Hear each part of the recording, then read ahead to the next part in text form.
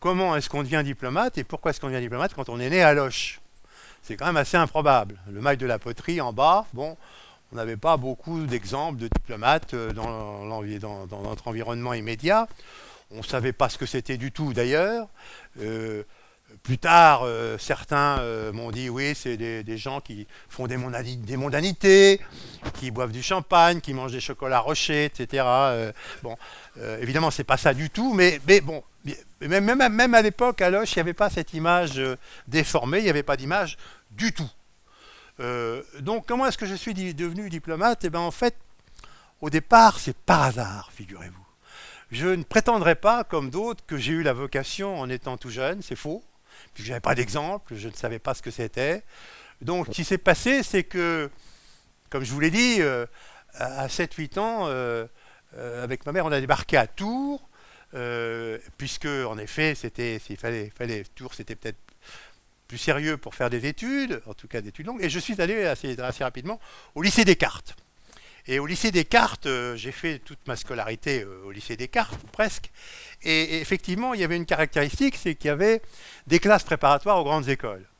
Et que pour les petits élèves de 6e, parce qu'à l'époque, le collège était incorporé au lycée, et même la 7e était incorporée au lycée, c'était un mythe. Il y avait des étudiants qui portaient un calot, qui avaient un tas de breloques sur leur tenue, parce que c'était le folklore des étudiants à cette époque-là, et qui préparaient Normal Sup pour les hippocagneux et les cagneux, qui préparaient Polytechnique et les autres écoles d'ingénieurs, pour ceux qui étaient forts en mathématiques. Et dans le fond, en arrivant au baccalauréat, je me suis dit, dans le fond, qu'est-ce que je vais faire? À l'époque, il n'y avait pas une grande université à Tours. Il y avait un CHU pour ceux qui voulaient devenir médecins, mais là aussi, dans ma famille, il n'y avait pas d'exemple de médecins. Il y avait quelques exemples de juristes. Donc j'aurais pu aller à l'école de droit, en effet. Mais c'était mieux de faire une préparation aux grandes écoles. C'était un peu ce que tout le monde pensait. Et donc, dans le fond, par exclusion, parce que j'étais, disons-le, pas du tout assez fort pour faire maths sup et maths spé, j'étais pas assez fort en maths. Donc j'ai fait la préparation HEC. Et puis, une grand-mère qui veillait sur moi avec beaucoup d'attention et sur mes études avait préparé une deuxième année de prépa HEC à Paris en réalité. Manque de peau, je suis reçu la première année. À la surprise générale. Pourquoi? Peut-être parce que les professeurs cette année-là avaient eu la chance de travailler les sujets qui nous ont été posés au concours, parce qu'ils ne faisaient jamais la totalité du programme. C'est pour ça qu'après on a divisé la préparation en 2 ans. Mais à l'époque, c'était extrêmement aléatoire. Peut-être parce que j'étais le produit de la douceur tourangelle et que, pourquoi pas, après tout. Peut-être tout simplement que j'ai eu beaucoup de chance, c'est en fait mon inclinaison, j'ai eu beaucoup de chance et donc j'ai été propulsé à Paris puisque j'étais reçu à HEC. Et à l'époque, c'était pas encore dans la grande banlieue, c'était boulevard Malesherbes. Il y a un camarade dans l'audience qui a été dans le même cas, peut-être l'année précédente de la mienne, mais nous étions les derniers des Mohicans, boulevard Malesherbes, avec l'envie de tout casser, naturellement, à la fin, puisqu'on n'avait plus de successeurs, ils étaient déjà partis à jouer en Josas. Bon, c'est évidemment là que j'ai quand même tout appris, parce que c'est dans les premières études supérieures qu'on apprend l'essentiel. Et puis, parallèlement, j'avais commencé une licence, ça me permettait d'aller au quartier latin, rive droite, rive gauche, puisque je découvrais Paris, dans le fond. Et c'est un peu en ça que je dis que c'est une histoire balsacienne dans le livre, parce que, voilà, à nous deux, Paris, n'est-ce pas? C'est les héros balsaciens qui débarquent à Paris. Et puis, là-dessus, l'appétit venant en mangeant, je me suis dit, mais dans le fond, avec plusieurs camarades d'HEC, dans le fond, on pourrait peut-être essayer de préparer l'ENA, parce que c'était à la mode, dans le fond, c'était à la mode. Je dirais pas le contraire. Là, je crois qu'il y a même des collègues des finances donc effectivement à l'époque, pourquoi pas. Et effectivement, il fallait pour ça rentrer directement en deuxième année de Sciences Po, ce que HEC permettait. Donc j'ai fait ça. Et puis on a été rattrapé par mai 68. Alors là, mai 68, évidemment, C'était pas une révolution, mais c'était un événement quand même assez considérable. Tous les examens ont été reportés à l'automne. Euh, des nouvelles universités ont été créées à Paris, dont Dauphine, pour la gestion économique. Et il se trouve qu'à Dauphine, il y avait un professeur d'HEC qui a pris un département de Dauphine. Certains en ont profité pour passer de la province à Paris. Ils cherchaient des assistants, j'ai postulé, et là encore, coup de peau, j'ai été pris par Cotta, par Alain Cotta, comme l'un de ses assistants, l'un de ses 5 ou 6 assistants, puisque tous les cours de premier cycle étaient assurés par les assistants dans des groupes de 25 à peu près. Donc j'ai fait ça à la rentrée tardive, en novembre 68. Bon, alors effectivement, là, l'ambiance, et tout le monde se dit, chez les gens qui sont à l'université, évidemment les professeurs s'auto-congratulent en disant il n'y a pas mieux que l'indépendance, il n'y a pas mieux que d'être professeur d'université, parce qu'on fait ce qu'on veut, on ne reçoit pas d'ordre, bon, formidable. Et je commence à me dire, oui, c'est peut-être finalement une bonne idée. Mais bon, j'avais pas renoncé à l'ENA. Et là, pof, l'année suivante, donc au concours de 99, je suis reçu, coup de peau encore, et effectivement étant reçu, une autre catastrophe se présente, cette fois-ci, après mai 68. C'est pas une catastrophe, mais c'est que j'avais préparé un service militaire, parce que j'arrivais au fin de mon sursis quand même, à la fin de mon sursis, j'avais préparé un service militaire, comme on faisait à l'époque. On allait voir son député. Où est mon éditeur? Il était député. Bon, on allait voir son député, puis on disait bon bah voilà, moi je suis assistant à Dauphine, je voudrais continuer à faire mes cours. Oui, tout ça n'est pas très compliqué. On va vous arranger un truc, par exemple à Fontainebleau, dans un bureau, il y a une école d'application du train, voilà. Bon, c'était bouclé. Manque de chance, il existait un texte.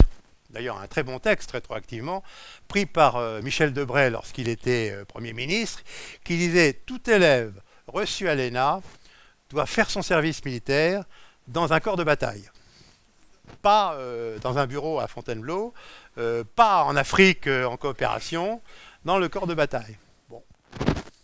Donc voilà, alors on déchire mon affectation de faveur, et je pars pour faire mes classes, d'ailleurs au Mans, dans un régiment d'infanterie de marine, l'ancienne infanterie coloniale, qui ne manquait pas de pittoresque encore à l'époque, parce que tous les sous-officiers avaient fait bien sûr des guerres en Algérie et ailleurs, et nous racontaient comment ça se passait.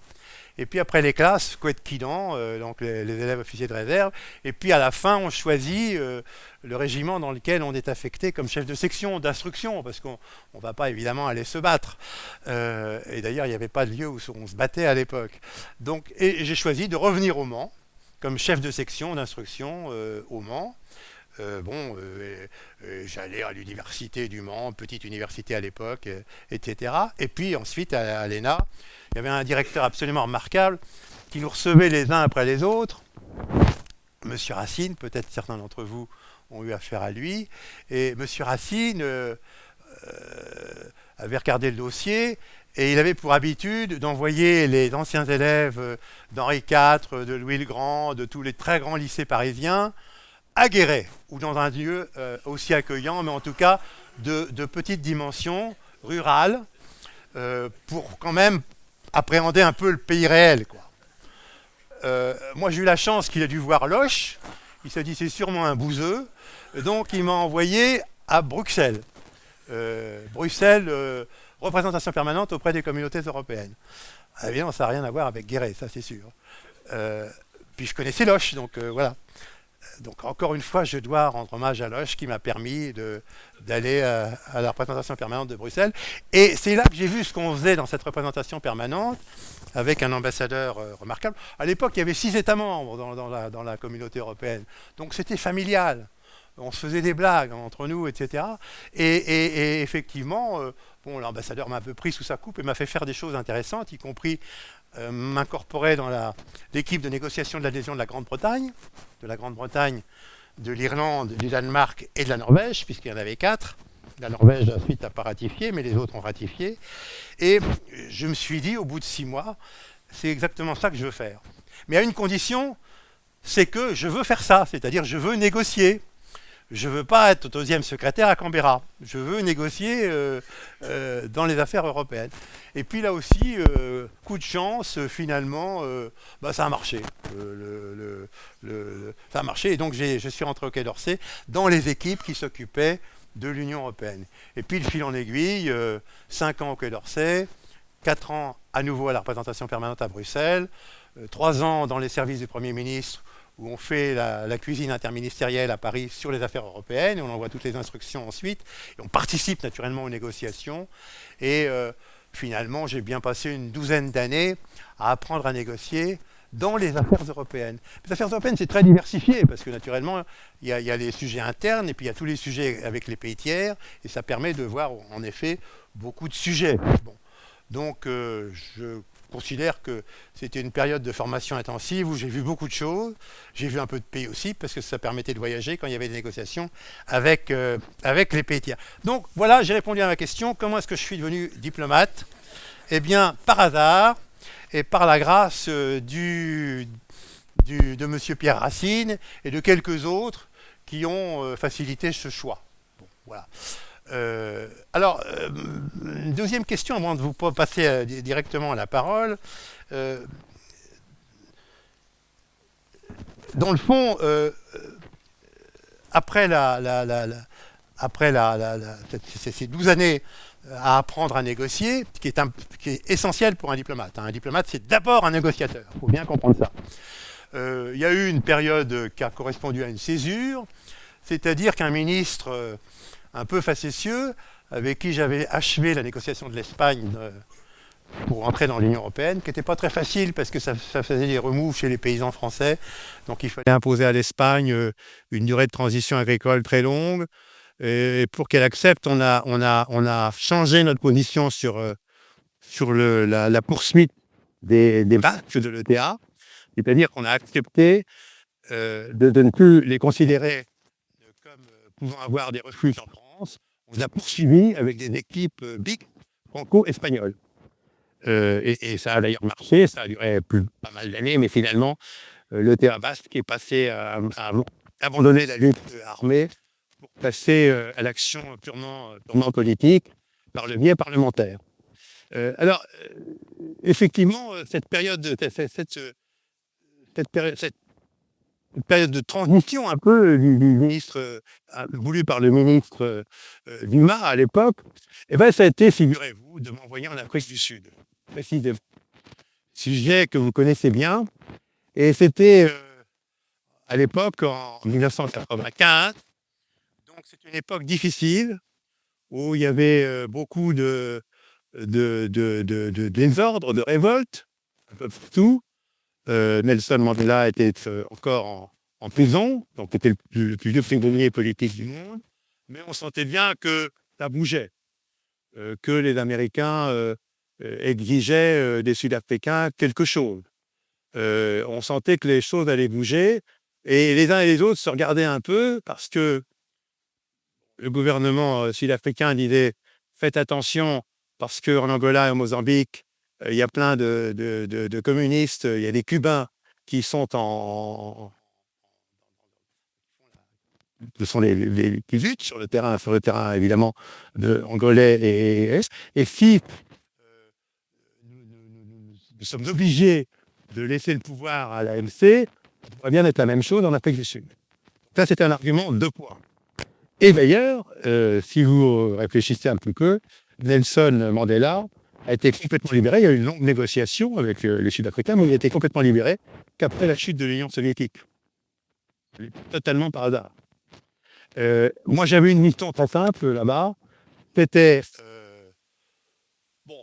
de faire sentir qu'en effet, la France considérait que l'apartheid avait assez duré, et notamment que ça nous causait beaucoup d'ennuis dans les pays d'Afrique de l'Ouest, francophones, qui nous le reprochaient, parce qu'ils avaient coupé tout lien avec l'Afrique du Sud.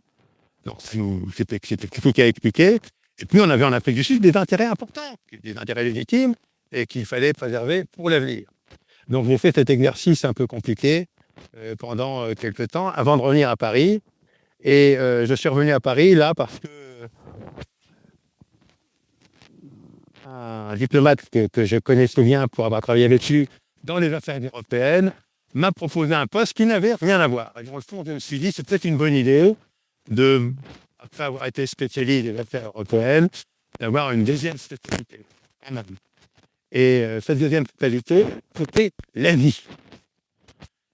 Et en effet, ce qui m'a été proposé à l'époque par Claude Martin, c'était le directeur de l'OCANI, était de devenir son sous-directeur pour l'Extrême-Orient. Et l'Extrême-Orient, c'est la Chine, le Japon, la Corée, la Mongolie.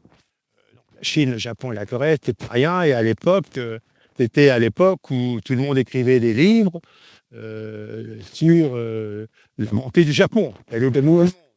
Pas la Chine à l'époque, c'était le Japon. En tout cas, c'était en effet des sujets d'actualité. Et puis, pendant cette période-là, donc j'ai pu voyager parce qu'il y avait des conversations, des consultations régulières avec chacun de ces pays, puis c'était des relations bilatérales. J'ai appris deux choses. J'ai appris comment marchait le ministère en matière de relations bilatérales, avec pays par pays. Bon, moi, j'en avais 5 sous ma coupe, avec autant de jeunes agents qui s'en occupaient, un peu plus parce que pour la Chine, il y en avait plusieurs. Et j'ai un peu appris comment se faisaient les relations bilatérales avec ces pays-là. Et puis, je trouve que c'est le même ministre, d'ailleurs, c'est curieux, ça va sûrement m'attirer des commentaires négatifs, le même ministre Roland Dumas, redevenu ministre des Affaires étrangères. Je ne parle pas de l'homme privé, je parle du ministre des Affaires étrangères. Moi, mes rapports n'étaient que professionnels avec lui. A proposé au président que je sois nommé ambassadeur au Vietnam. Tous mes amis m'ont dit, écoute, refuse, parce que les Américains ont promis de ramener ce pays à l'âge de la pierre, parce qu'ils étaient vaincus. Donc, ce n'est pas une bonne idée. Ce pays est d'une pauvreté extrême actuellement, c'était vrai à cette époque-là, et ce n'est pas une bonne idée. Et puis finalement, rencontrant l'inspecteur général du PRC, parce qu'on a aussi une inspection, mais comme on est prudent, on y met des diplomates dedans. Donc l'inspecteur général du Quai d'Orsay me dit quand même, vous devriez réfléchir parce que finalement, quelqu'un me dit, le directeur de cabinet du ministre me dit, dans le fond, parce qu'il voyait bien que je faisais un peu la grimace, pourquoi pas la Jordanie? Tu choisis demain matin. Et l'inspecteur général du Quai d'Orsay me dit, la Jordanie, c'est très bien sur le papier, parce que vous allez être en concurrence avec tous les gens qui sont dans la région et que des papiers sur le flux du Orient. Et c'est pas forcément depuis Amman qu'on peut dire les choses les plus intéressantes. En plus, la société Amman est une société à l'époque un peu bédouine finalement, plus pas mal de gens qui sont réfugiés venant du Liban, mais peut-être pas les plus mobiles et les plus intellectuellement, pour que cela soit allé jusqu'en France. Et puis finalement, il m'a dit non, ça va bouger au Vietnam, parce que c'est en train de bouger en Russie, ça va absolument bouger au Vietnam. Le matin, j'ai dit banco, d'accord, je pars au Vietnam. Donc là aussi, c'est pas extrêmement rationnel. Alors, bien sûr, le Quai d'Orsay fait une grande administration. Depuis, il y a eu environ 25 réformes, peut-être même 30, je ne sais pas. Et donc, on a tout rationalisé. C'est-à-dire que maintenant, nos jeunes collègues passent devant des solutions qui examinent leurs souhaits pour les dossiers. On exprime des souhaits, tous aller au même endroit, naturellement. Donc, la commission fait un peu le tri, marque des appréciations. Et finalement, au bout du compte, la commission émet un avis que le gouvernement suit ou ne suit pas. Oui, parce que le diplomate, il est aussi chargé de faire de l'intox. Oui. Alors ça, c'est très important. Le diplomate doit à son gouvernement la vérité, c'est-à-dire qu'il analyse la situation dans le pays dans lequel il est et il doit lui dire la vérité. Mais ça n'empêche pas, naturellement, de raconter des histoires quand il négocie. Peu importe, ce qui compte, c'est le résultat de la négociation. Là, je veux que vous entendiez, vous entendez. Donc ça marche. Alors effectivement, pour aller un peu plus rapidement, donc j'ai passé 4 années complètes au Vietnam. Je crois que dans le livre, c'est probablement le chapitre le plus achevé au bout du compte, parce que j'y suis retourné plusieurs fois et j'ai beaucoup travaillé sur le sujet, et que dans le fond, je persiste et signe. On n'a jamais cherché à changer le régime, c'est comme ça, on ne peut pas le changer.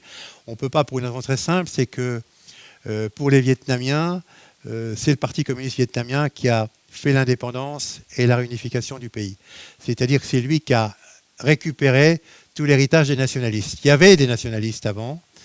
Bon, ils ont disparu dans des conditions diverses et variées, mais en effet, pour la population vietnamienne, le Parti communiste est crédité de cet accomplissement d'avoir fait l'indépendance du pays, puis la réunification.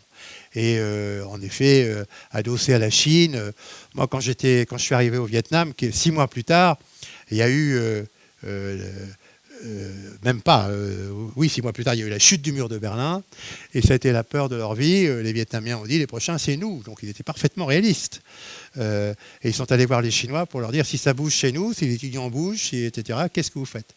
Ben, les Chinois ont dit, on verra. Les Chinois. De toute façon, ils étaient rentrés au Vietnam sur 10 km 10 ans plus tôt pour punir les Vietnamiens d'avoir expulsé les Khmers rouges du Cambodge. Les Khmers rouges étaient plus ou moins protégés par les Chinois quand même. Donc les relations sont des relations de voisins, de pays qui ont des éléments de culture en commun, puisque la Chine a occupé le Vietnam pendant 1000 ans à peu près. Mais évidemment, des rivalités et des méfiances considérables. D'où d'ailleurs la facilité que le général Leclerc a eue après la Deuxième Guerre mondiale, en 1945. Il était convenu qu'au nord, c'était les Chinois de Chiang Kai-shek qui récupéreraient la reddition des Japonais, et qu'au sud, c'était les Britanniques. Les Britanniques ont recueilli la reddition des Japonais, et au nord, on sait qu'on a quand même été assez rapidement. On a envoyé le général Leclerc, et il était clair que pour Ho Chi Minh, il était bien préférable de traiter avec le général Leclerc que de traiter avec des Chinois. Donc, il n'y a pas eu un coup de feu, d'ailleurs, à cette époque-là. Et donc je crois qu'effectivement, il a été possible de faire au Vietnam une coopération un peu différente, et Serge pourra en parler aussi bien que moi, puisqu'on a fait des coopérations qui permettaient au Vietnam de moderniser son système économique et administratif pour permettre de passer à l'économie de marché. Parce qu'ils avaient un cran de retard par rapport aux Chinois. Les Chinois étaient déjà passés à l'économie de marché. Les Vietnamiens en étaient encore au système russe, au système soviétique de la planification centrale, avec une comptabilité matière, il n'y avait absolument rien qui correspondait aux nécessités d'une économie de marché. Donc on les a aidés à créer un code de commerce, à créer des cadres qui puissent administrer l'économie de marché, et dans l'État et dans les entreprises. Aussi, sur un autre sujet, on a eu l'idée avec d'ailleurs à l'époque un secrétaire d'État qui s'appelait Bernard Kouchner, de leur proposer d'envoyer des jeunes médecins parlant français, comme faisant fonction dans les CHU français. Et ça a été un succès énorme, parce que tous les jeunes médecins d'une trentaine d'années ont appris le français par leurs propres moyens. Il n'y avait pas besoin d'organiser des cours. Ils se débrouillaient pour ensuite passer l'examen de sélection que venaient faire les patrons des services des CHU français. Et on a, en une dizaine d'années, il y a évidemment des milliers de médecins vietnamiens qui sont passés par ce système. Ils sont pratiquement tous retournés au Vietnam. Aujourd'hui, effectivement, la profession où il y a le plus de francophones au Vietnam, c'est la profession médicale. Ce système n'était pas éternel, bien entendu. Et puis le Vietnam a évolué, il y a eu des hôpitaux privés, le système a changé. Et puis nos partenaires ont voulu faire la même chose que nous. Donc il y a une concurrence effrénée. Et aujourd'hui, le Vietnam est probablement l'un des pays les plus courtisés du monde, de ce point de vue-là, pour accroître la coopération. D'autant plus qu'il est le pays qui est, adossé à la Chine, mais qu'en même temps, il est un élément qui, tout en ayant un régime similaire, résiste à la Chine et veut garder son autonomie en matière de relations internationales. Alors, après le Vietnam, effectivement, je vais aller un peu vite parce que je voudrais vous passer la parole et que vous me posiez des questions. Un peu plus tard, j'ai été ambassadeur en Inde. Et effectivement, là, c'est une toute autre histoire puisque c'est un très grand pays. J'avais une instruction politique. C'était pas le même président de la République, c'était Jacques Chirac qui m'a dit je veux des rapports de confiance avec l'Inde. Ce qui n'était pas vraiment le cas parce qu'on avait quand même vendu beaucoup d'armement au Pakistan, quelquefois les mêmes armes au Pakistan et à l'Inde, et qu'il était extrêmement méfiant, à vrai dire. Ce qui s'est passé, c'est qu'il y a eu une visite d'État de Jacques Chirac en janvier 98, à cette époque-ci, c'est-à-dire République Day, et que il leur a dit ce qu'il fallait leur dire pour leur inspirer confiance. Et ça a été un peu plus loin, puisque les Indiens, on ne le savait pas, mais avaient préparé une série d'essais nucléaires et qu'on leur avait promis non pas de les aider spécifiquement sur ce sujet, mais en général de les aider à Bruxelles et ailleurs. Et lorsque les Américains ont décrété des sanctions parce qu'ils avaient fait des essais sans leur permission, nous, on a mis le pied dans la porte à Bruxelles et il n'y a pas eu de sanctions contre l'Inde. Ce qui fait que les sanctions américaines ont été retirées au bout de 6 mois parce que la concurrence devenait insupportable pour les Américains, évidemment. Donc ils nous en savent encore gré, je crois, les Indiens aujourd'hui, d'autant plus que l'année suivant ces essais, les Pakistanais ont fait une incursion dans les montagnes du Cachemire, du côté indien de la ligne de cessez-le-feu, de la ligne de contrôle, puisqu'il y a un cessez-le-feu qui n'est pas une vraie frontière, mais qui devient une frontière par la force des choses, avec le temps, et que les Indiens ont entrepris de les déloger, sans franchir la ligne de contrôle, c'est-à-dire sans aller au Pakistan, et qu'ils y sont arrivés, et que là encore, on les a aidés. On n'était pas seuls à les aider, il y a d'autres pays qui les ont aidés d'ailleurs, pour que les Pakistanais puissent sortir. On pense même que la Chine a suggéré aux Pakistanais de se retirer tranquillement pour éviter ce désordre inutile. Et vous savez, l'influence croissante de la Chine au Pakistan. Alors, voilà ce que j'ajouterais peut-être. Alors, après l'Inde, j'ai été directeur d'Asie, comme l'avait été Claude Martin en son temps, puis d'autres ensuite. Et directeur d'Asie, je savais comment ça fonctionnait, puisque j'étais à l'école de Claude Martin. Donc, quelques années plus tard, je suis devenu directeur d'Asie. Simplement 2 choses sur ce sujet. C'est que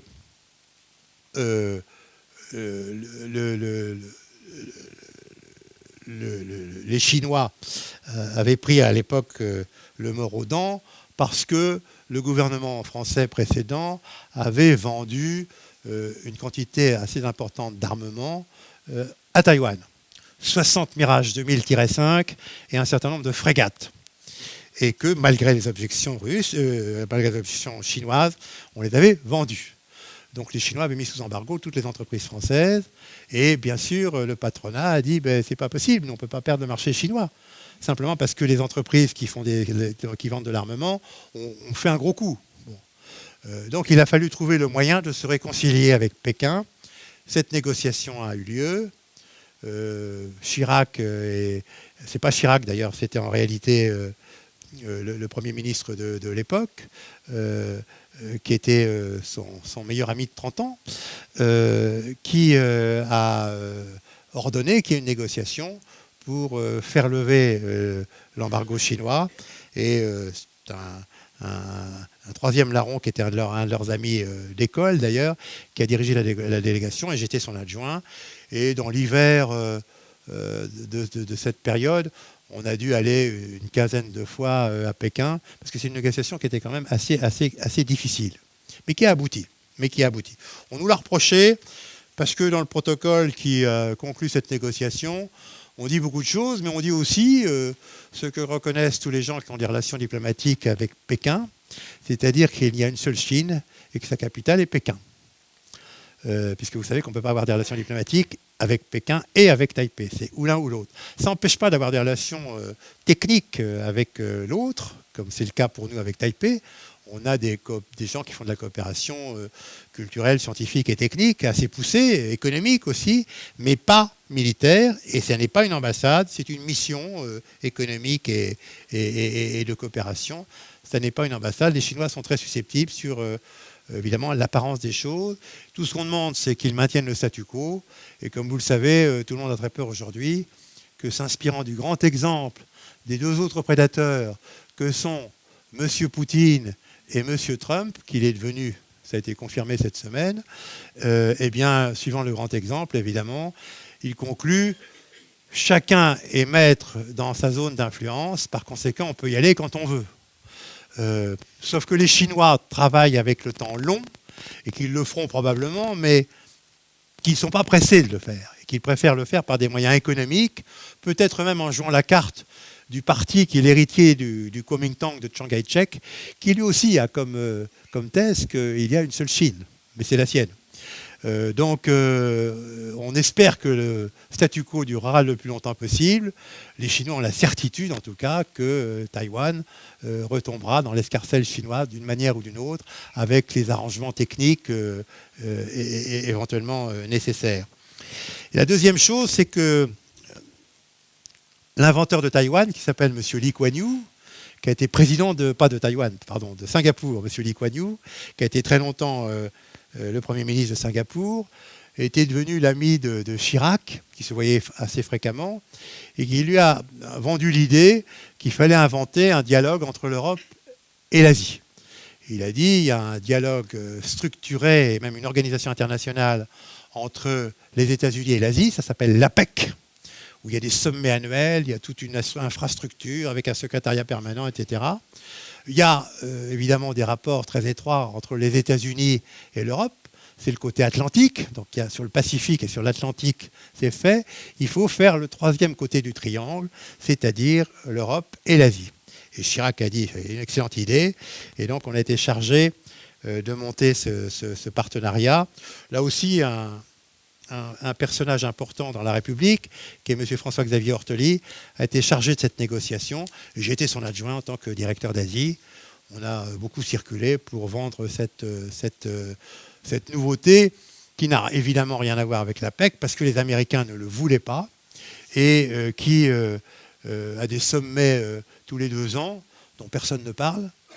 Ça fait beaucoup de peine aux journalistes, mais bon, parce qu'il ne s'y passe rien. Avec... il n'y a pas de secrétariat permanent, parce qu'effectivement, la condition sine qua non était pour les Britanniques, en accord avec les Américains, que ce ne soit pas quelque chose de substantiel. On y reviendra peut-être tout à l'heure sur un autre sujet. Alors voilà, donc voilà pour l'Asie. Et puis je vais m'arrêter là, parce qu'ensuite, effectivement, j'ai fait diverses choses. Qu'est-ce qui fait que j'ai été nommé ambassadeur en Russie ? Bonne question. À l'époque, c'était un gouvernement de cohabitation. La cohabitation, c'est formidable parce que comme ça, toutes les opinions sont représentées. Et dans ce cas-là, le ministre des Affaires étrangères, qui est donc d'un certain bord, du bord du gouvernement, fait des propositions avec plusieurs noms au président de la République. Mais c'est le président, et ils doivent se mettre d'accord. C'est ça la cohabitation.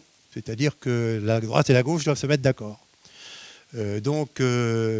C'est ce qui s'est passé, et d'après ce que m'a dit le ministre des Affaires étrangères de l'époque, il avait soumis 3 noms, et le président Chirac m'a désigné, en dépit de tout ce que j'ai dit sur mes excellents rapports avec M. Dumas. Bon. Moi, j'ai tout fait pour ne pas avoir trop d'étiquettes politiques, si vous voulez. Bon, c'est ça aussi. Et donc, effectivement, je suis né à Loches, en bas en face, et on aurait pu aussi appeler le bouquin un peu Lonesome Cowboy. Peut-être, c'est une autre vision du circuit.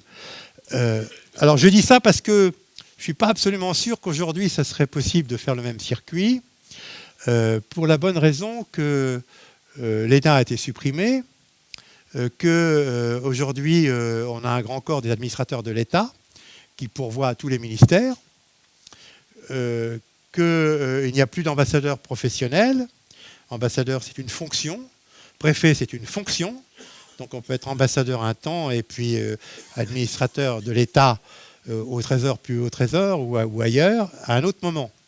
Donc on est rentré dans un système complètement différent. On n'en connaît pas toutes les conséquences parce que ça a été fait il y a très peu de temps. Maintenant, c'est un système donc effectivement, tous les gens qui sont en place continuent à fonctionner comme avant. Mais comme il n'y a plus de recrutement à partir d'une grande école où les gens sont affectés, en principe plus ou moins définitivement, à une administration, et où il n'y a plus de corps figé dans lequel on prend en principe, avec quelques exceptions, les ambassadeurs, effectivement, il est possible qu'à l'avenir, on ait un système très différent, probablement plus politisé, à l'américaine, parce qu'il n'y aura plus de résistance de corps. Si vous voulez. On a supprimé le corps diplomatique, comme on a supprimé d'ailleurs le corps des préfets. Alors les préfets disent que non, parce qu'ils sont dans la Constitution, c'est vrai. On mentionne les préfets dans la Constitution, mais en réalité, le corps n'existe plus juridiquement. Et le gouvernement a la liberté de nommer qui il veut comme préfet ou comme ambassadeur, ce sont des postes à la disposition du gouvernement, mais s'il les nomme dans la fonction publique, il les prend parmi les administrateurs de l'État, qui peuvent aller dans différents ministères. Voilà. Alors, sur la Russie, je vais peut-être plutôt attendre vos questions, parce qu'il y aura forcément des questions sur la Russie. Après la Russie, j'ai passé 2 années à m'occuper de la coopération internationale pour tous les pays du monde. Donc ça, c'est un poste totalement impossible. Donc j'ai lutté contre l'impossible, pour la bonne raison que pendant une quarantaine d'années, nous avons eu un ministère de la coopération qui était distinct du ministère de l'Intérieur et qui traitait notamment des pays de l'Afrique francophone. Un peu plus que ça, mais enfin notamment. Et que des gens tout à fait remarquables et tout à fait ont fait toute leur carrière là-dedans. Et qu'effectivement, ils n'ont pas vu pourquoi tout d'un coup, on les précipitait dans le bouillon de la coopération du Quai d'Orsay, de la coopération banalisée en quelque sorte.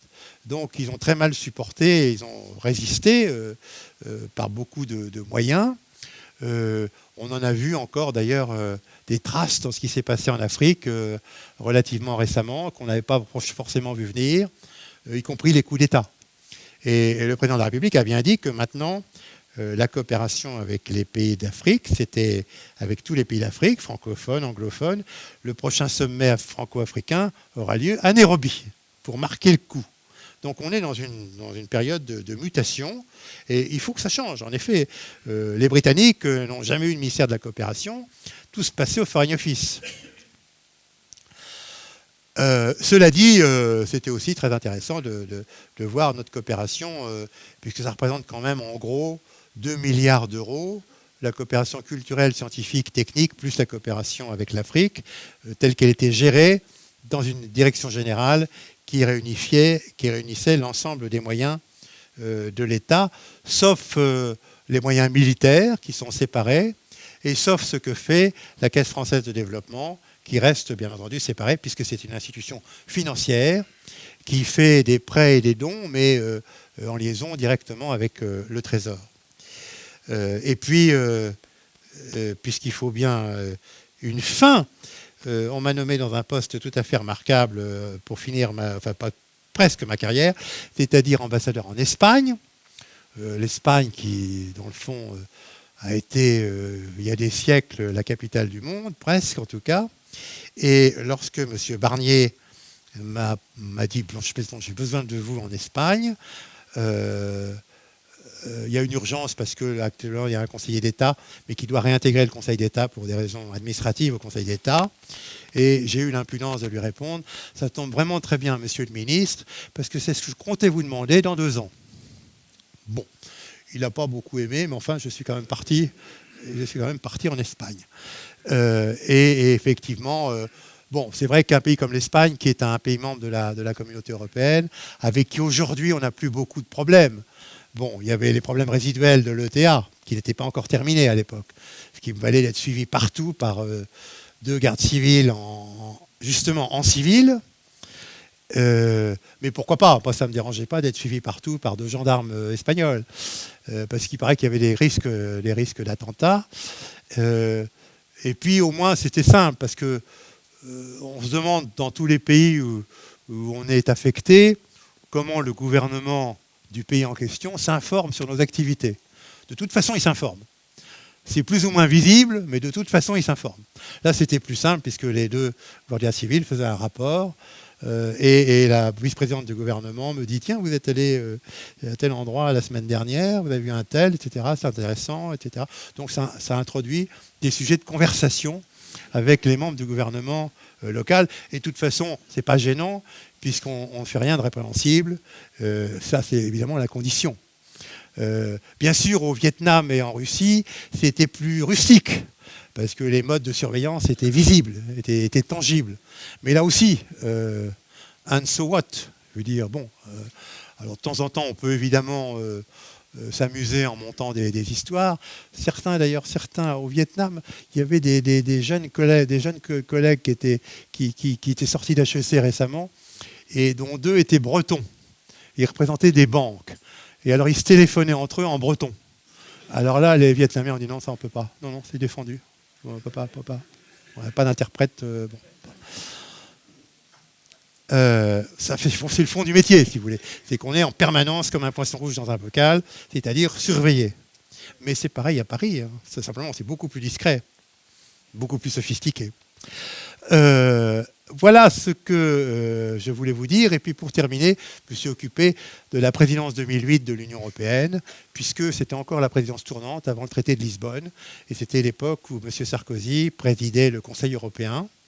C'était l'époque où il y a eu l'invasion de la Géorgie par l'armée russe, et où donc M. Sarkozy s'est déplacé, a négocié un cessez-le-feu.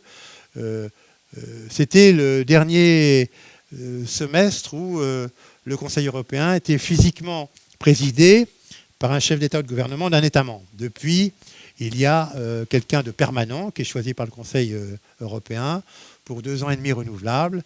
Et c'est actuellement M. Costa, l'ancien, le portugais, qui fait ce travail. Et de la même manière, d'ailleurs, avec le traité de Lisbonne, qui est entré en vigueur en début 2009, le Conseil Affaires étrangères est présidé par la représentante pour les politiques extérieures et la sécurité de l'Union européenne, qui est en même temps chargée des relations extérieures, commissaire aux relations extérieures à l'intérieur du collège des commissaires. Donc ça aussi, ça a évolué. Actuellement, comme vous le savez, la Commission européenne est très critiquée, notamment dans la façon dont Mme von der Leyen a réagi à la méthode brutale qu'employait Donald Trump pour négocier sur les droits de douane. C'est-à-dire qu'on a accepté tout de suite 15% pour calmer le jeu. Je pense qu'elle n'avait pas le choix. Et je pense qu'une grande majorité d'entreprises européennes lui avaient suggéré de pratiquer comme ça, pour éviter pire. On peut toujours dire que, bien sûr, elle aurait pu refuser et menacer de mettre des droits de douane équivalents sur les produits américains, puisque de ce fait-là, les produits américains rentrent maintenant avec un droit 0, ce qui est quand même un peu fort de café. Donc ça continue, cette discussion continue et continuera. Mais bon, l'Union européenne est une union en gestation. À chaque étape, on fait ce qui est possible de faire. On ne peut pas dire il vaudrait mieux qu'il y ait une seule personne qui décide. Et d'ailleurs, là aussi, les Chinois m'ont beaucoup appris, parce qu'à l'époque où M. Kissinger disait l'Europe, quel numéro de téléphone, c'est-à-dire c'est le foutoir, on ne sait pas à qui s'adresser, les Chinois disaient ah non, c'est très bien, parce que nous, on aime beaucoup la complexité. Et s'il y a 250 numéros de téléphone à faire, on les fait, c'est pas grave. Les Américains, ils sont plus simplistes, ils aiment bien qu'il y ait unité de... Bon, ceci est évidemment une plaisanterie, mais ce n'est pas tout à fait inexact. Ça déroute beaucoup de nos partenaires, cette complexité. Parfois, ça nous protège. Peut-être je peux me livrer aux questions de nos auditeurs, spectateurs.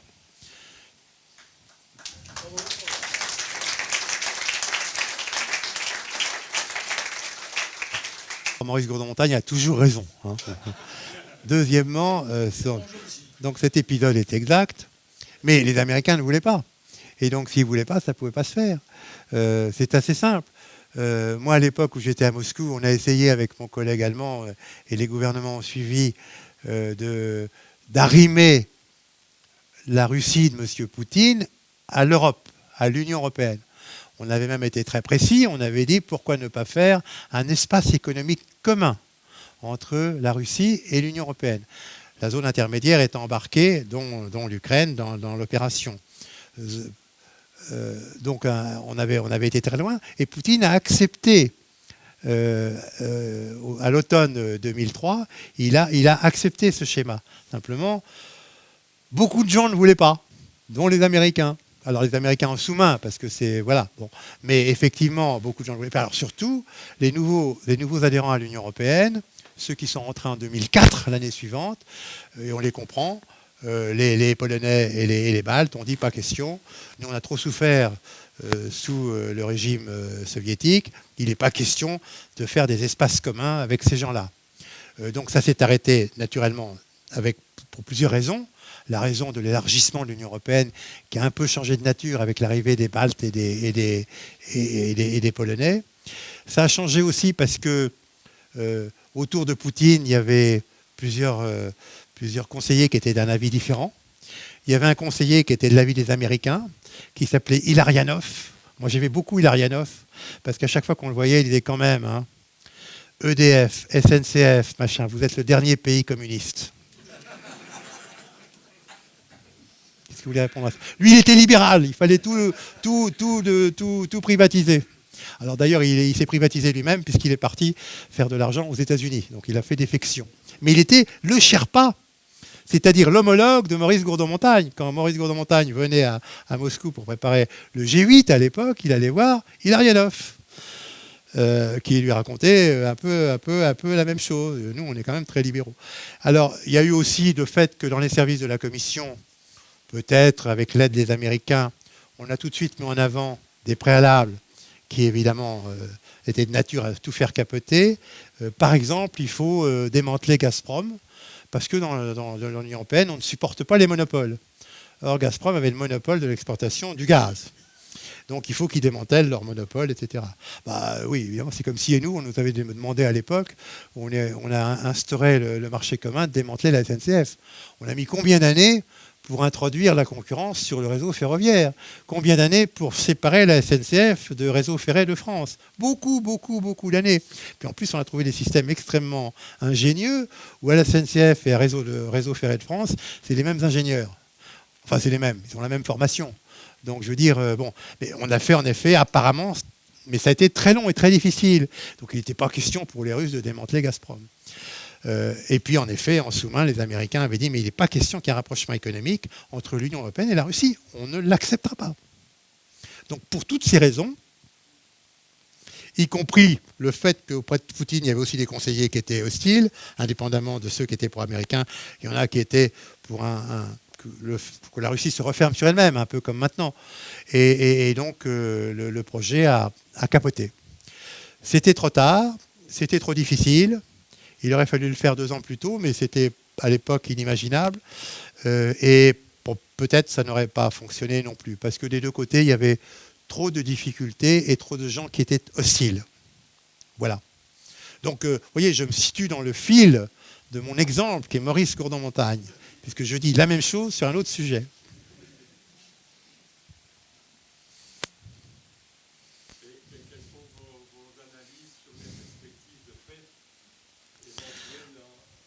Oh, bah, c'est assez simple, je vais beaucoup vous décevoir.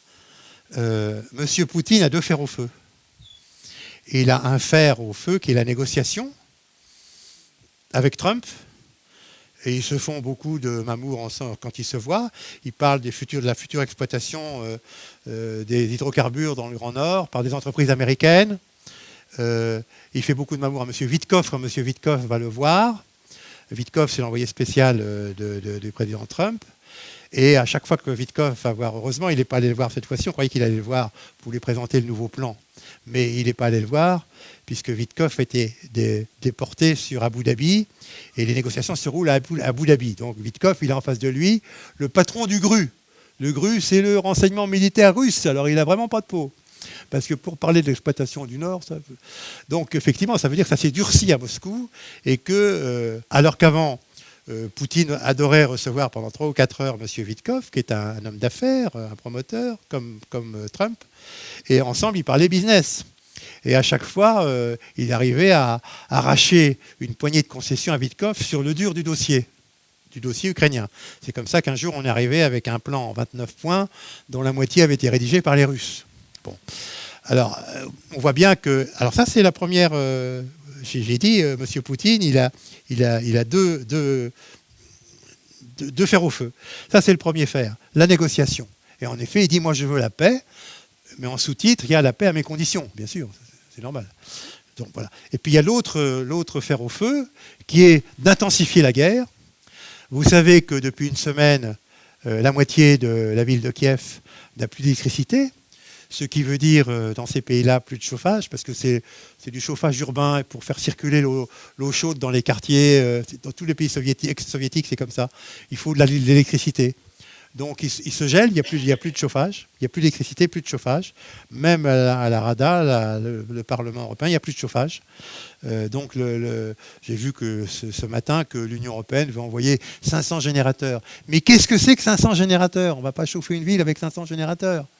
Donc, la Russie a réussi à détruire par ses bombardements beaucoup de centrales électriques. Elle a également réussi à détruire des nœuds ferroviaires, donc tout ce qui était infrastructure également pour détruire le pays. Et puis, moi, ce qui m'inquiète beaucoup, c'est que depuis quelques jours, les bombardements s'intensifient sur Odessa. Or, Odessa, on n'en a pas encore vraiment parlé. Odessa, on n'en a pas encore vraiment parlé, mais moi je pense, puisque vous me demandez mon analyse personnelle, que M. Poutine veut Odessa. Et il veut Odessa parce que ça lui permettra, d'une part, de fermer tout accès de l'Ukraine à la mer Noire, d'autre part, d'empêcher les constructeurs des drones maritimes, enfin des bateaux sans pilote, au ras de l'eau, etc., qui ont coulé un tiers de la flotte russe en mer Noire, de fonctionner. Si on ferme, c'est terminé. Ça permettra aussi de rendre beaucoup plus difficile l'exportation du blé ukrainien. Donc je pense qu'en réalité, il continuera la guerre jusqu'à ce que Odessa capitule ou que l'armée russe y aille. Alors je sais bien, on peut dire, et nos militaires le disent tous les jours, que l'armée russe gagne très peu de terrain et qu'il lui faudrait encore beaucoup d'années pour...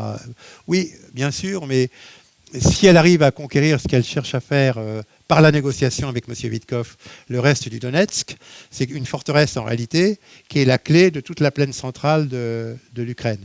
Donc si elle arrivait à se faire donner le centre du Donetsk, elle n'a pas pu le prendre par des moyens militaires, parce que c'est vraiment très bien fortifié, ça serait probablement une catastrophe sur le plan militaire pour la suite. Donc vous voyez, je suis extrêmement optimiste. Alors, sauf que, bien sûr, les gens disent, mais l'économie russe ne pourra pas supporter ça pendant l'éternité. C'est vrai, c'est complètement vrai. On sait même que la gouverneure de la Banque centrale, qui est remarquable, à mon époque, elle était ministre du Commerce extérieur, c'est elle qui a négocié pendant 12 ans l'adhésion de la Russie à l'Organisation mondiale du commerce. Donc, c'est pas rien. Elle sait bien que c'est complètement absurde sur le plan économique ce qui se passe, avec des taux d'intérêt qui sont beaucoup trop élevés. Et tout ce qui se passe en matière économique, le taux de croissance élevé, c'est uniquement l'économie militaire. L'économie non militaire, elle est à l'arrêt, puis qu'elle ne peut plus avoir de prêts bancaires compte tenu des taux d'intérêt qui sont trop élevés. Donc ça ne peut pas durer extrêmement longtemps. En plus, certains oligarques en ont assez parce qu'ils ne peuvent plus faire leurs opérations habituelles, ils ne peuvent plus aller en vacances là où ils allaient, sur la Méditerranée, etc. Mais je pense qu'il y aura un point de rupture à un moment donné, c'est ce que je veux dire. Mais on n'en est pas encore arrivé là. Il y aura un point de rupture où Poutine ne pourra pas résister à ces milieux économiques essentiellement, qui disent qu'il faut arrêter, il faut cesser le feu. Bon. Mais on n'en est pas là. Malheureusement, on n'en est pas là. Et ce qui s'est passé, le happening de Davos, n'est pas fait pour faire de la peine à Poutine, si vous voulez, parce que eux, bien sûr, ils n'aiment pas trop la perspective d'avoir beaucoup de forces américaines au Groenland, mais ça, ils ne le disent pas. Aujourd'hui, c'est normal, chacun doit être maître chez soi. Donc tout le continent américain au sens large, c'est les États-Unis qui sont les patrons, et nous, toute l'Europe, c'est nous qui fixons les limites, c'est nous. Et puis les Chinois, dans leur zone, c'est eux. Donc on a 3 grands prédateurs qui considèrent que c'est à eux de faire le ménage dans leur zone d'influence, qu'ils sont seuls à pouvoir définir. Alors quand en plus M. Trump imagine un board of peace, moi je ne veux pas dire conseil de la paix, c'est un board, c'est-à-dire un truc qui est caractéristique d'une entreprise. Sauf que c'est une entreprise mafieuse, puisque comme ticket d'entrée pour les membres permanents, il faut verser 1 milliard de dollars en liquide. On le verse à qui? Pour quoi faire? Géré par qui? On ne sait pas. Donc c'est quand même bon. Et Poutine, qui est assez malin, a dit hier, oh, moi je pourrais peut-être réfléchir à y aller, parce qu'il est invité aussi, tout le monde est invité, mais et puis on pourrait prendre le milliard sur les fonds que vous avez gelés aux États-Unis. Bon. Donc effectivement, j'espère que Mme Meloni n'est pas en train de céder pour aller dans ce conseil, dans ce board. Mme Meloni s'est réfugiée prudemment derrière le fait je ne peux rien faire sans l'avis du Parlement italien. Mais aucun pays européen n'y est allé, sauf le Hongrois et le Slovaque. Bon, actuellement, il y a 35 pays membres. Quand on voyait le spectacle à la télévision pendant 2 jours, enfin hier, avant-hier surtout, bon, qui aurait pu inventer le scénario d'un tel film? Personne n'a osé. Ça ressemblait à un super Hollywood farce. Donc, à mon avis, là, Trump est allé un peu loin. Et si les Européens restent sérieux, il n'y aura pas d'Européens, sauf le Hongrois, mais ça, c'est pas grave. Puisqu'on ne tient plus compte de ce qu'il dit au Conseil européen. On n'en tient plus compte, c'est tout, c'est pas grave. Alors il hurle, mais c'est pas grave, parce que de toute façon, il sort quand on vote et il donne instruction à sa délégation de s'abstenir. Parce qu'il touche tellement d'argent de l'Union européenne que dans le fond, il ne peut pas bloquer. Donc, pour l'Union européenne, ça va. Et puis maintenant, l'enceinte militaire, ce n'est pas l'Union européenne, c'est la coalition des pays qui sont déterminés à aider l'Ukraine, qui comporte également le Canada, qui comporte également le Japon, qui comporte également la Corée et un certain nombre d'autres pays. Et bien sûr la Grande-Bretagne qui n'est pas membre de l'Union européenne. Donc ça, c'est une enceinte très importante et je crois qu'il faut aller vers ça, c'est-à-dire des géométries variables, incluant aux besoins des pays extérieurs à l'Union européenne, selon les sujets. Sur le sujet Ukraine, on a effectivement cet ensemble-là. Alors bien sûr, vous me direz, et là encore vous allez m'accuser d'être trop pessimiste, que compte tenu du fait que il y a encore eu un enfant de 5 ans qui a été tué par bombardement hier. Hein, bon. Et puis tous les jours, il y en a. De toute façon, les bombardements russes, c'est tous les jours. Y compris sur les grandes villes maintenant. Pas seulement sur les infrastructures énergétiques ou les infrastructures critiques du pays. Donc c'est pour faire plier la population, bien sûr, pour la terroriser. Le froid, c'est pas drôle. Hein, il fait quand même, là-bas, il fait très froid. Voilà. Et effectivement, je pense que M. Trump va collecter l'information des négociations qui se déroulent actuellement à Abu Dhabi entre les États-Unis, la Russie et l'Ukraine. Ça fait longtemps que ce n'était pas arrivé. Mais je doute qu'il y ait une... on fait des progrès à chaque fois. On fait des progrès. Ça permet de faire des progrès, de se concentrer sur les sujets importants. Il y a un sujet dont on ne parle pas, parce que dans le fond, pourquoi compliquer les choses? Mais moi, personnellement, ça me paraît absolument scandaleux que la plus grande centrale électronucléaire d'Europe soit occupée par un régiment russe. La propriété ayant été transférée à l'agence russe de l'énergie atomique. Bien sûr, les réacteurs ont été non pas mis à l'arrêt parce que ça c'est trop compliqué, mais ne produisent plus d'électricité, mais il faut les refroidir, il faut quand même gérer la centrale. De temps en temps, il y a un obus qui s'égare. On ne sait pas d'où il vient, évidemment. Puisque de temps en temps, quand le patron de l'Agence internationale de l'énergie atomique vient, on le voit, mais même on voyait devant les images de télévision, il y a un obus planté devant la centrale, et il y a un Russe qui lui faisait la visite, qui tourne l'obus de sens, et puis qui dit ça vient du côté...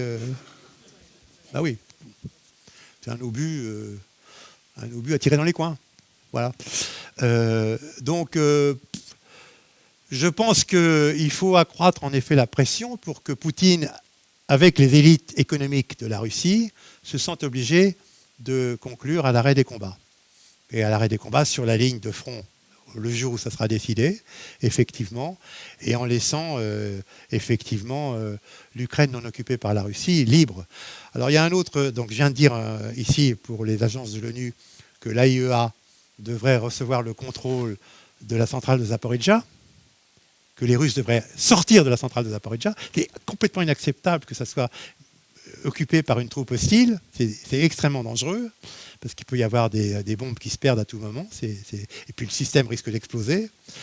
Et puis, il faudrait peut-être aussi qu'une autre agence de l'ONU, l'UNICEF par exemple, soit chargée de récupérer les enfants qui ont été volés par les Russes et qui sont russifiés actuellement dans des institutions russes. Parce que ça, c'est évidemment un crime contre l'humanité, mais on ne poursuivra pas les Russes pour les crimes, bien sûr. Le jour où il y aura une paix, il n'y aura pas de poursuite. Mais il faut que les enfants reviennent. Il n'y a qu'une agence de l'ONU qui peut le faire. Ce n'est pas le comité Théodule du président américain qui peut le faire, puisque c'est un truc mafieux pour piquer du fric à ceux aux Kazakhs qui ne savent pas quoi faire de leurs milliards. Ah oui, là, sur le truc de Board for Peace, c'est grave. Hein. C'est fait officiellement, d'ailleurs, il l'a dit, pour torpiller le Conseil de sécurité de l'ONU. Aujourd'hui, la meilleure armée européenne, c'est l'armée ukrainienne, parce que c'est la seule qui soit correctement entraînée et capable d'inventer des armes nouvelles à faible coût. C'est la seule. Donc on a intérêt à s'inspirer de l'armée ukrainienne avant qu'elle ne disparaisse, parce qu'elle pourrait disparaître dans l'année qui vient, ou se rendre, ou être contrainte de se rendre. Donc c'est en effet très urgent. Et le cadre pour l'aider n'est pas le cadre institutionnel de l'Union européenne, c'est celui de la coalition des volontaires, qui incorpore qui donc n'incorpore pas ceux qui ne veulent pas. C'est donc la géométrie variable, mais qui en revanche incorpore les Japonais et les Coréens du Sud et quelques autres. Et donc c'est dans ce cadre-là qu'il faut voir ce qu'on peut faire. Mais ça devient en effet très critique. Ça devient très critique parce qu'il est exclu d'envoyer des troupes sur le territoire des troupes de la coalition des volontaires, et donc par conséquent européenne, sur le territoire ukrainien, tant qu'il n'y a pas eu de cessez-le-feu vérifié. Puisque ce qu'ont proposé les Français et les Britanniques, c'est en effet des troupes de réassurance, mais une fois que les armes ne parleront plus, que le cessez-le-feu sera assuré, et ces troupes, il est bien entendu qu'elles seront à 200 km en arrière de la ligne de cessez-le-feu. D'ailleurs, on se demande bien qui va surveiller le cessez-le-feu. Moi, je n'ai jamais vu de cessez-le-feu sans qu'il y ait quelqu'un pour le surveiller. Généralement des neutres, ou bien des troupes au contact, comme c'est le cas Corée du Nord, Corée du Sud, bien sûr. Mais pour le moment, on ne sait pas. Donc ça veut dire que les 29 points qui sont devenus 19 ou 20 maintenant, ce qui est discuté actuellement à Abu Dhabi, c'est une étape, c'est important. Mais ça n'est pas la fin de l'exercice, ça n'est pas le point d'aboutissement. Donc il faut continuer et exercer des pressions additionnelles et voir ce que la coalition des volontaires peut faire. Mais c'est compliqué parce que dans la coalition des volontaires, il n'y a pas de grande disponibilité d'armement, comme vous le savez.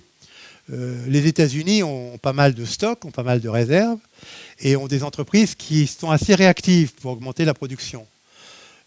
Chez nous, les cost killers sont passés par là. Moi, j'ai un compte à régler avec les cost killers aussi. Sont passés par là. On dit, écoutez, franchement, les stocks, c'est con. Ça coûte de l'argent. Donc, pas de stock. Il n'y a plus de stock. Hein ?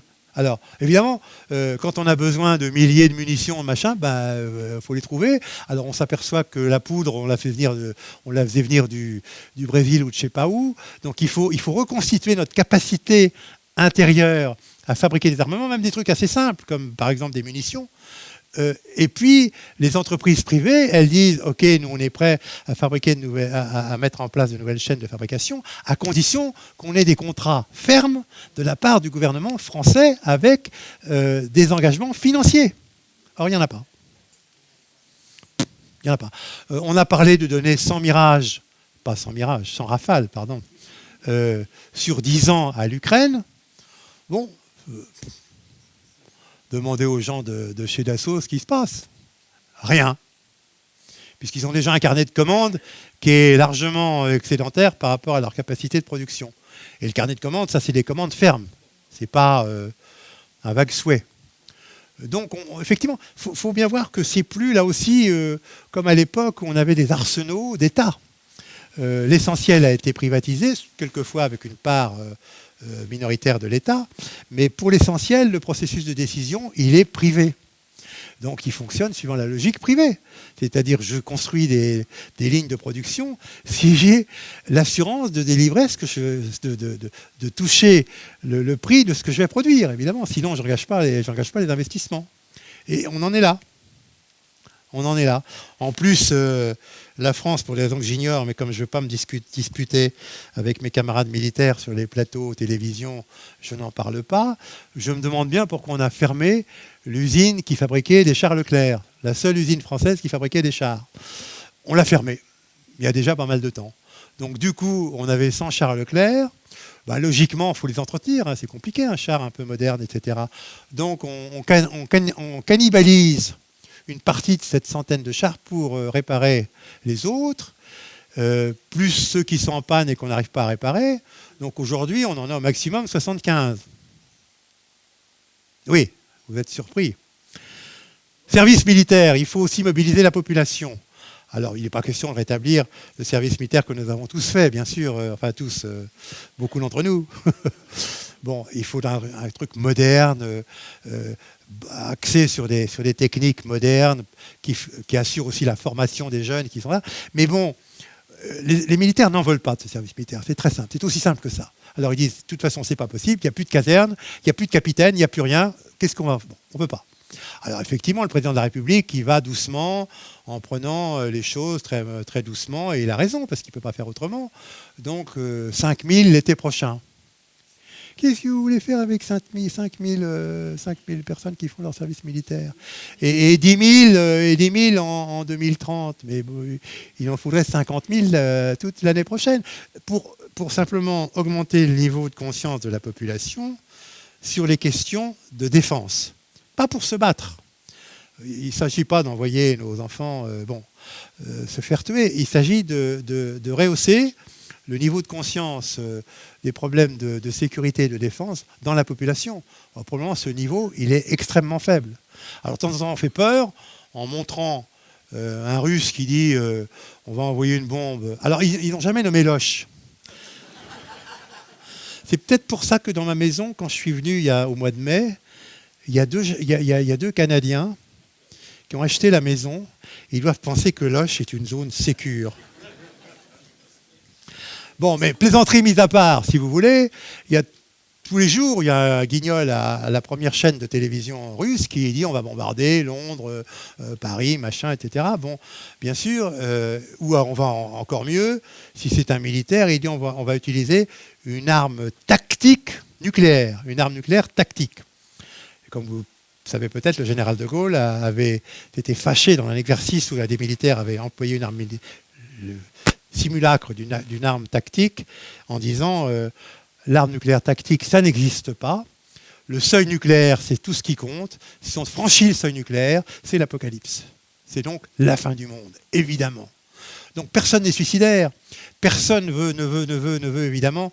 Si il venait à l'idée de quelqu'un d'utiliser une arme nucléaire, même tactique, parce qu'en plus quand on demande ce que c'est une arme tactique, quelle charge c'est, à peu près Hiroshima ou Nagasaki. Bravo pour l'arme tactique. Détruire une ville, provoquer la capitulation de l'empereur du Japon, donc ce n'est pas du tout une arme tactique, c'est une arme stratégique, évidemment. Et je crois que c'est De Gaulle qui avait raison. Les armes tactiques, c'est une invention de certains... On n'en a plus en France, rassurez-vous, mais il y en a aux États-Unis, il y en a en Russie. Mais évidemment, si quelqu'un franchit le seuil du nucléaire, c'est l'apocalypse. Donc personne ne le franchira, parce qu'il y a peu de gens qui sont vraiment suicidaires. Poutine n'est pas suicidaire, donc il ne l'utilisera pas. Il n'a pas besoin d'ailleurs de l'utiliser, puisque son arme nucléaire lui a servi à immobiliser l'intervention éventuelle des États-Unis et des Occidentaux. Il n'a pas besoin de s'en servir. Et moyennant quoi, il peut hacher menu l'Ukraine. Ça fait 4 ans que ça dure et ça va peut-être durer 5 ans. Donc c'est un détournement complet de l'utilisation de l'arme nucléaire pour hacher menu son voisin, parce que ça permet de dissuader les amis du voisin d'intervenir.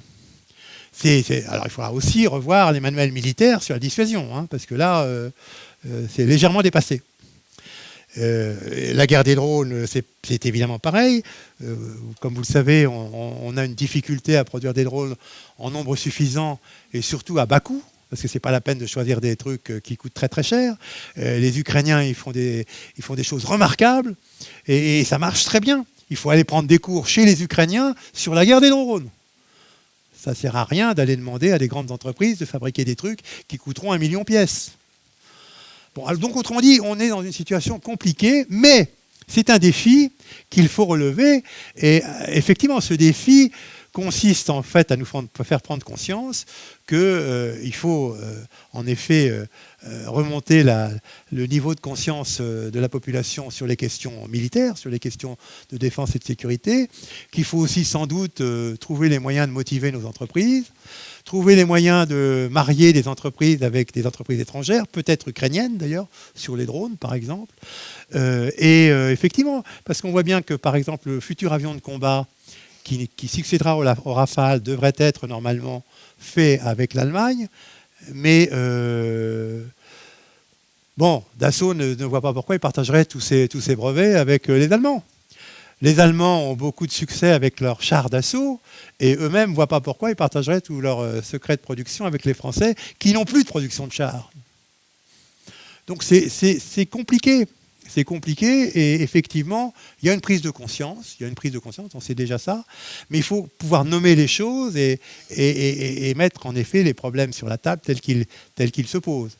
Cela dit, rassurez-vous, en effet, Poutine et les Russes ne sont pas suicidaires et ils ne vont pas bombarder la France, la Grande-Bretagne, ni même l'Allemagne. Simplement, ce qu'ils veulent actuellement, c'est mettre à genoux l'Ukraine. Point. Peut-être que s'ils y arrivaient, ils feraient la même chose avec la Moldavie, parce que la Moldavie n'est pas dans l'OTAN. Ils ont fait la même chose après avoir recouru aux armes en 2008. Ils ont manipulé les élections avec un parti pro-russe en Géorgie, et ils ont maintenant un gouvernement géorgien qui est pro-russe. Donc ils essaieront de le faire dans d'autres pays, en manipulant, en faisant en effet de la manipulation politique à l'intérieur des pays. Et allez voir le film qui succède au livre sur le mage du Kremlin. C'est exactement la situation telle que moi je l'ai connue en effet à cette époque-là. Et simplement, et effectivement, peut-être que ma conclusion provisoire sera que les diplomates ont beaucoup de mal actuellement avec les apprentis sorciers des rapports de force, qui ne se rendent pas compte de ce qu'ils sont en train de faire. C'est en effet peut-être de rendre un conflit inévitable à un moment donné, et que les ingénieurs du chaos, comme dit notre ami qui est l'auteur du match du Kremlin, les ingénieurs du chaos sont des aventuriers irresponsables. Alors lui, il a commencé en effet, Surkov, qui était le machin, il a commencé avec la politique intérieure russe. Et c'est exactement ce que j'ai constaté quand j'étais en Russie. Et en effet, Surkov faisait ce qui est dans le film. Mais après, quand ça passe au niveau international, ça devient extraordinairement dangereux. Et on a en effet un certain nombre d'ingénieurs du chaos qui sont un peu partout chez nos 3 grands prédateurs.